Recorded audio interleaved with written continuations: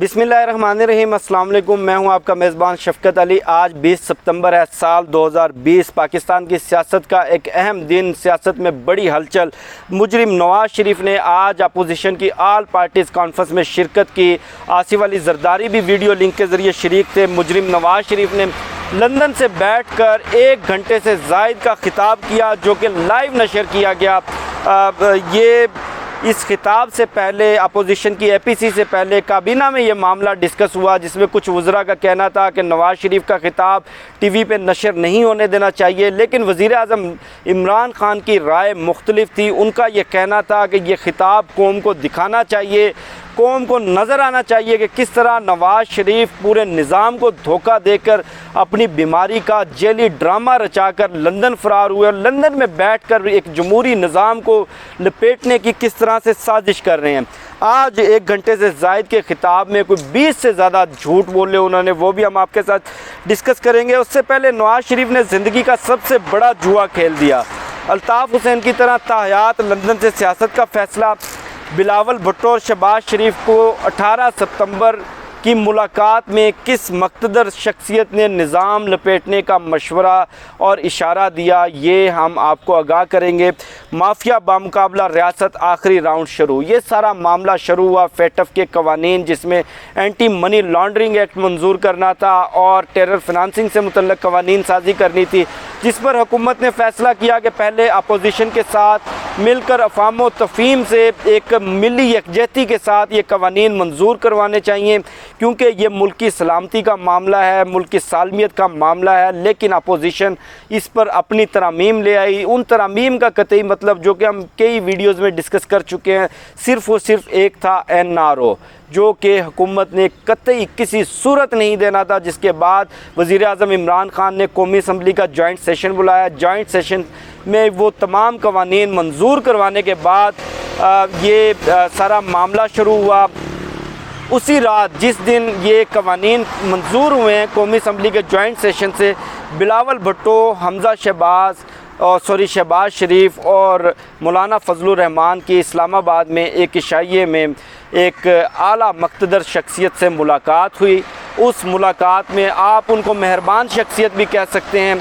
उस मुलाकात में कुछ उनकी बातचीत हुई और ख़ुसूसन गिलगित बल्तिस्तान को पाकिस्तान का 5वां आइनी सूबा बनाने से मुतल्लिक भी बातचीत हुई। उसके बाद उनकी कुछ 1-on-1 मुलाकात हुई। उस 1-on-1 मुलाकात के बाद तमाम तर मंजरनामा तब्दील हुआ। इस मुलाकात से कबल नवाज़ शरीफ इनकार कर चुके थे, बल्कि मरियम नवाज़ भी इनकार कर चुकी थी। मुस्लिम लीग नून की मरियम औरंगज़ेब ने जो पीपल्स पार्टी को जो लिस्ट दी थी अपनी जमात के अरकान की, जिन्होंने APC में शिरकत करनी थी, उस लिस्ट के अंदर मरियम नवाज़ का नाम शामिल नहीं था। और जो लोग मुस्लिम लीग नून की तरफ से शिरकत करना चाहते थे, वो उनके बारे में तासुर ये है कि वो शहबाज शरीफ कैंप के लोग थे। जिसके बाद ये सारे मामलात नवाज़ शरीफ ने अपने हाथ में लिए। अब मामला असल में ये था कि शहबाज शरीफ साहब अपने बड़े भाई नवाज़ शरीफ की गैर मौजूदगी में पार्टी में उनका मुकम्मल कंट्रोल हो गया था और वो मरियम नवाज़ ग्रुप के लोगों को साइडलाइन कर रहे थे। जिसके बाद मरियम नवाज़ ख़ुद मुतहर्रिक हुई। उन्होंने अपने वालिद को कन्वेंस किया कि आप या तो पाकिस्तान वापस आएँ, अगर आप पाकिस्तान फ़ौरी तौर पर वापस नहीं आ सकते तो कम अज़ कम आप पार्टी की कमान अपने हाथ में लें, आप तमाम तर मामलात को अपने हाथ में लें, जिस पर नवाज़ शरीफ साहब कन्वेंस हो गए। अब आज की स्पीच में नवाज़ शरीफ ने जो वाज़े, जो जिसको कहते हैं वन लाइनर जो था, उन्होंने इस हुकूमत को टारगेट नहीं किया। उन्होंने जो हुकूमत के इत्तेहादी हैं उनको टारगेट नहीं किया। उन्होंने मक़तदर शख्सियात को टारगेट किया। उन्होंने पाकिस्तान की इस्टेब्लिशमेंट को टारगेट किया। उन्होंने पाकिस्तान की जुडिशरी को टारगेट किया। वाज़े अल्फाज में कह दिया कि हमारी लड़ाई इमरान ख़ान से नहीं, हमारी लड़ाई इमरान ख़ान को लाने वालों से है। यानी कि इमरान ख़ान को लाने वाले आज ये गैर जमहूरी हो गए, नाजायज़ हो गए। माजी में 3 मरतबा आप उनकी मदद से हुकूमतें करते रहे, इक़्तिदार के मज़े लेते रहे, वो बिल्कुल आपके लिए हलाल था। अब फ़ैसला ये किया है, 1 घंटे की तकरीर में सारे मौज़ूआत पर बात की, सियासत पे बात की, मईशत पे बात की, खारजा पॉलिसी पे बात की, समाजी मसाइल पे बात की, अवामी मसाइल पे बात की, महंगाई पर बात की। नहीं बात की तो ये नहीं बताया कि मैं पाकिस्तान की अदालतों का सामना करने के लिए, अपने ख़िलाफ़ मुकदमात का सामना करने के लिए पाकिस्तान वापस कब आ रहा हूँ। फ़ैसला ये किया गया है कि अल्ताफ़ हुसैन की तरह मुजरिम नवाज़ शरीफ पाकिस्तान वापस नहीं आएंगे। अपनी ज़िंदगी में ताहयात वो लंदन से बैठकर सियासत करेंगे, लंदन से बैठकर वो लाइव ख़िताब किया करेंगे और अपनी ज़िंदगी का उन्होंने सबसे बड़ा जुआ खेल दिया। लंदन से बैठकर वो पाकिस्तान के ख़िलाफ़, पाकिस्तान की जमहूरियत के ख़िलाफ़, पाकिस्तान के निज़ाम के ख़िलाफ़, पाकिस्तान के मक़तदर इदारों के ख़िलाफ़ वो लड़ेंगे। अब देखें, हुसैन नवाज़ दोनों भगोड़े आज एक सहाफ़ी से बात करते हुए बड़ी उन्होंने मज़ाक का खेज़ बड़ा एक लतीफ़ा सुनाया। उनसे सवाल किया गया कि पाकिस्तान में जमहूरियत की बहाली के लिए, इस जमहूरी निज़ाम की बहाली के लिए आप क्या स्ट्रगल करेंगे। तो बड़ा उन्होंने लतीफ़ा सुनाया कि हम लंदन में बैठ के पाकिस्तान की जमहूरियत को बहाल करेंगे। अब जनाब इल्ज़ाम लगाया कि अरबों रुपए की जायदादें और सैकड़ों कनाल के बंगले में इमरान खान साहब रहते हैं और उन्होंने टैक्स दिया चंद लाख रुपए। हजूरे वाला 1994 में खरबों रुपए का कारोबार चला रहे थे। 5 बर्रे आज़मों में इन्होंने जायदादें बनाई, टैक्स दिया 4000 रुपये। ये जो हमारे नाम नहाद ये जमहूरियत पसंद और ये अब जो अपने आप को कहते हैं कि जनाब मैं अब नज़रियाती हो गया हूँ, आज जो इन्होंने जो कुछ अहम फ़ैसले किए, फ़ैसले क्या थे। चूचू का मुरब्बा, आसिफ जरदारी ने तो वाज़े तौर पर कह दिया कि इस तकरीर के बाद, आज की APC के बाद जेल जाने वाला पहला बंदा मैं हूँगा। कैसे कह दिया? उनको पता है कि जेली अकाउंट्स केस में अरबों खरबों के खांचे मैंने लगाए। इनके ख़िलाफ़ जो एहतसाब अदालत में, पाकिस्तान के निज़ाम अदल में जो मुकदमात चल रहे हैं वो आखिरी मराहल पर हैं, मंतकी अंजाम तक पहुँचने वाले हैं। अब कहते हैं हुकूमत को निकाल कर जमहूरियत को बहाल करेंगे। किस जमहूरियत की बात करते हैं ये लोग?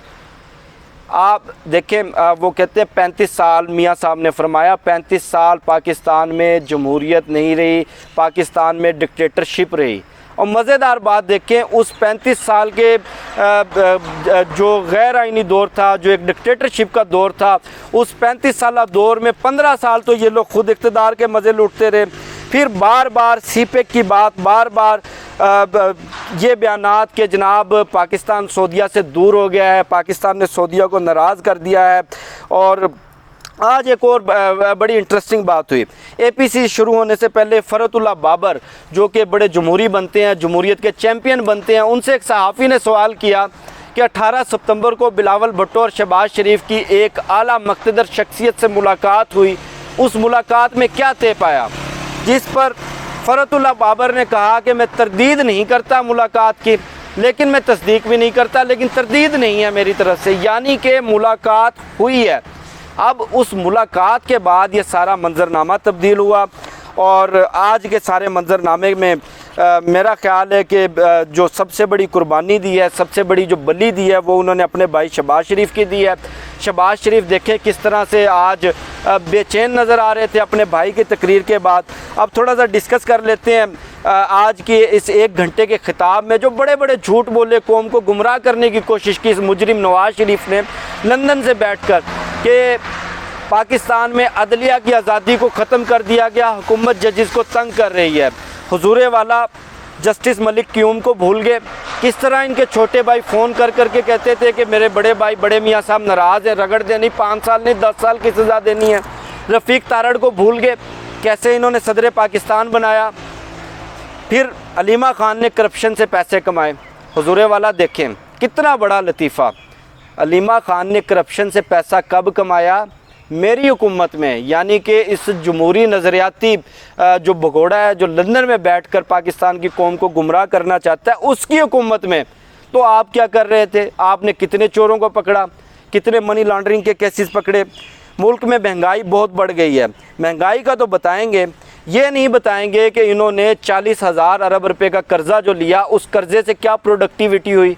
पाकिस्तान ने कौन सी ऐसी पैदावार शुरू की जिसे बेचकर वो इस महंगाई को कम कर सके।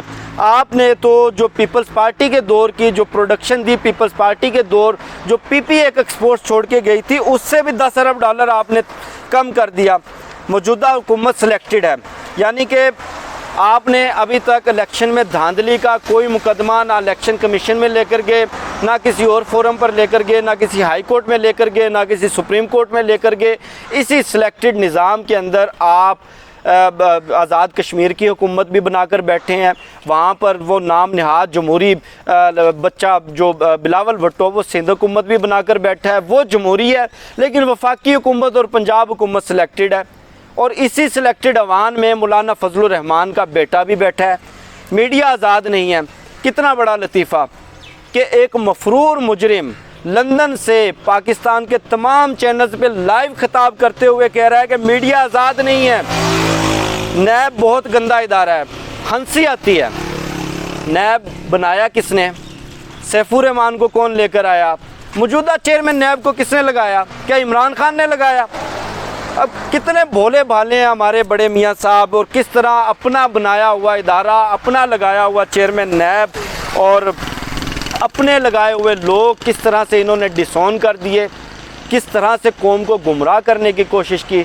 वाज़े तौर पर मियाँ साहब जिस रविश पर चल पड़े हैं, ये अल्ताफ़ हुसैन भी ये रविश अपना कर देख चुके हैं, अपनी पार्टी को तबाह कर चुके हैं, अपनी सियासत को तबाह कर चुके हैं। अब मियाँ साहब भी बिल्कुल इसी तरह पाकिस्तान के इदारों के ख़िलाफ़, पाकिस्तान की रियासती शख्सियात के ख़िलाफ़, पाकिस्तान की जमहूरियत के ख़िलाफ़ लंदन में बैठकर साजिश करना चाहते हैं, जो इंशाल्लाह नाकाम होगी। मुझे शफ़क़त अली को दीजिए इजाज़त। इंशाल्लाह फिर नेक्स्ट वीडियो में मुलाकात होगी। पाकिस्तान जिंदाबाद।